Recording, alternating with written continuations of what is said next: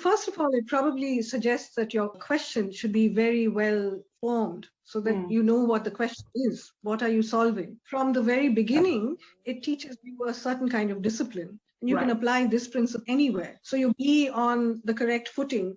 Otherwise, you'll be in all sorts of directions. Your axioms, where you started off, that has to be not only well defined, your problem has to be well defined, but it's going to sit on the shoulder of giants, as it were. But it needs to sit on firm ground. So the nature of the problem solving is that you've got to define your question.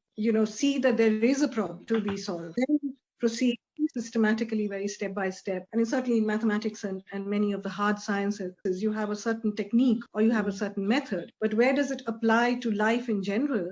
And the nature of problem solving in our daily lives is that very often, do we have a problem to solve? That's the first question. So it's always good to step back and then define the problem. By the time you actually sit with something, and by the time you write it out very clearly and think in this meditative manner with great clarity, the solution, if we are seeking a solution at all, sort of tumbles out. So it's very good training for all kinds of problem solving in general.